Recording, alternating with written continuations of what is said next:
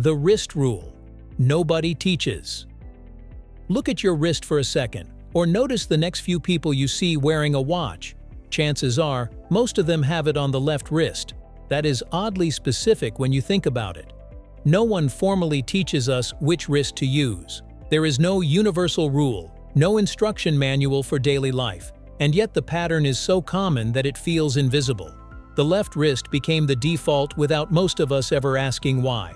So what put it there? Was it comfort, tradition, watch design, military influence, or did the habit begin as a practical shortcut and slowly harden into something that looked like a rule? The answer turns out to be bigger than it seems. Because this is not just a story about watches, it is a story about how small, practical choices quietly become part of ordinary life. Let's get into it right here on Secrets of Simple Things.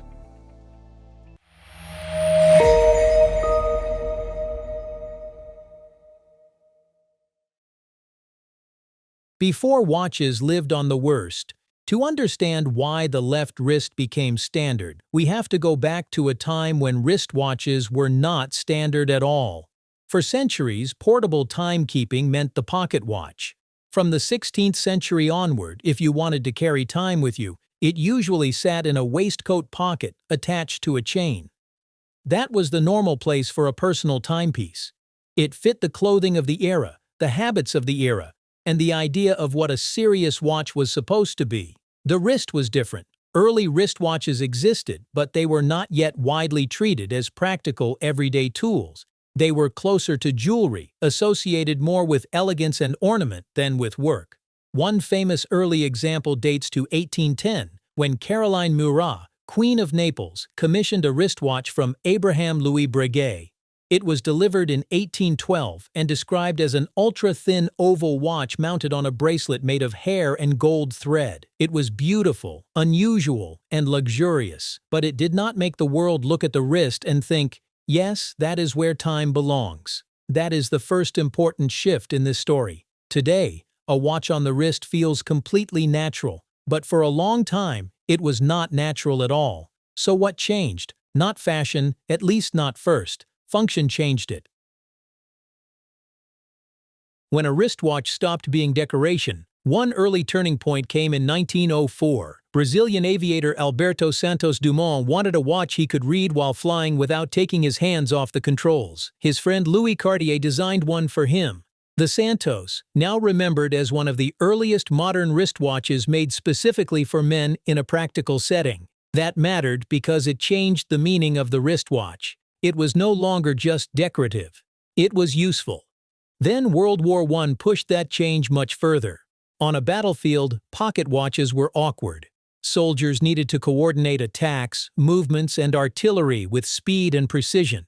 Reaching into a pocket while handling equipment was slow, inconvenient, and sometimes impossible at the exact moment timing mattered most. A watch already strapped to the wrist solved that problem instantly. Some were purpose-built wristwatches, others were adapted pocket watches fitted with straps. Either way, the battlefield gave the wristwatch something more powerful than style, proof of usefulness. By the end of the war, the wristwatch had been transformed. It was no longer dismissed as a novelty or a feminine accessory. It had become associated with precision, efficiency, and modern life. But that still only explains how the watch moved from the pocket to the wrist. It does not yet explain why it usually ended up on the left one. For that, we have to look at something simpler than fashion or war, how most people use their hands. So how the military turned a habit into a standard? War did more than make wristwatches useful. It helped standardize how they were worn. In military life, uniformity matters. People are trained to do things in consistent ways because consistency improves coordination, speed, and predictability. When large groups repeat the same motions under pressure, shared habits become valuable. For right-handed soldiers, wearing the watch on the non-dominant wrist reduced interference with weapon handling and other tasks. But the deeper point is not just comfort, it is standardization. A shared habit becomes easier to teach, easier to repeat, and easier to carry across a group. That mattered because the military exposed huge numbers of men to wristwatches at exactly the moment when the wristwatch was becoming a symbol of discipline, modernity, and adulthood. When soldiers returned home after World War I and later World War II, they brought back more than a timepiece. They brought back a way of wearing it. And because that way had been reinforced by function, repetition, and group discipline, it carried weight. From there, civilian life took over. Fathers wore watches that way, sons copied them, co-workers mirrored one another.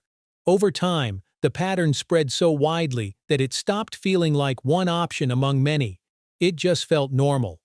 And that is often how unwritten rules are made, not by being announced, but by being repeated until no one notices them anymore. The simple body logic that pushed watches left. The most practical explanation is also the simplest. Most people are right-handed. Even today, roughly 90% of the world's population favors the right hand for writing and fine motor tasks. That matters because the dominant hand does more work. It writes, lifts, turns, grips, presses, opens, and handles tools.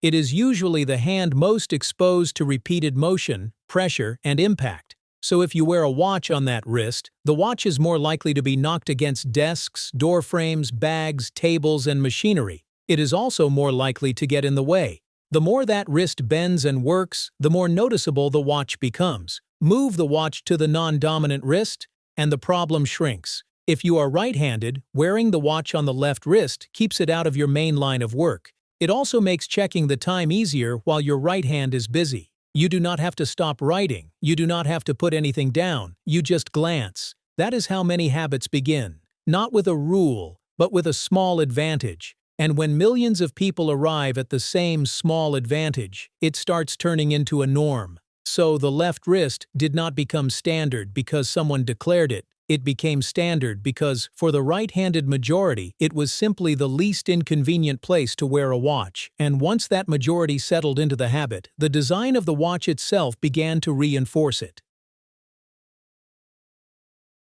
The tiny detail that gives the game away. Look closely at a traditional analog watch. The clue is sitting right on the case. It is the crown, the small knob used to wind the watch or adjust the time. On most watches, that crown sits on the right side of the case. That placement is not random. It reflects a very specific assumption. The wearer has the watch on the left wrist and uses the right hand to operate it. Try that in your mind and the logic is immediate. Left wrist wearing the watch, right hand reaching over to adjust it. Simple, efficient, natural. Now imagine that same watch on the right wrist. The design still works, but it no longer feels perfectly aligned with the body. The crown is not in the most convenient place for the easiest movement. This is where a practical habit quietly hardened into industrial design. As watch production scaled up in the 20th century, manufacturers standardized around the majority. Brands such as Rolex and Omega produced huge numbers of watches with the crown on the right side of the case, reinforcing the assumption that the proper home for the watch was the left wrist. Some companies did make left-handed models with the crown reversed, but those stayed niche. And that is what makes this detail so satisfying. The watch was not just following the habit, it was helping preserve it. Once an object is designed for one behavior, that behavior starts to feel even more natural. People repeat it more often. The design then seems even more correct. Habit shapes engineering, and engineering strengthens habit. What left-handed people tell us about the rule? Of course, if you are left-handed, the logic can flip. Your right wrist may be the more practical place to wear a watch, and many left-handed people do exactly that. That is an important reminder that the left wrist was never a law. It was simply the dominant outcome of a right-handed world. Even so, left-handed wearers were shaped by the same system as everyone else. Because most traditional watches were built for left wrist use, some left-handed people still wore them on the left, simply because adjusting the crown felt easier, or because that was the version of normal they had grown up seeing. Today, though, the old rule is looser than ever. Smartwatches have made wrist choice far more flexible. Devices like the Apple Watch let users flip screen orientation depending on which wrist they wear it on. That small change matters because it reveals what the older tradition used to hide. There was never anything sacred about the left wrist. It was just the most efficient answer for the largest number of people for the longest time. So wearing a watch on the right wrist is not strange, it is simply less common. A century hiding in a daily motion. So why do most people wear watches on the left wrist?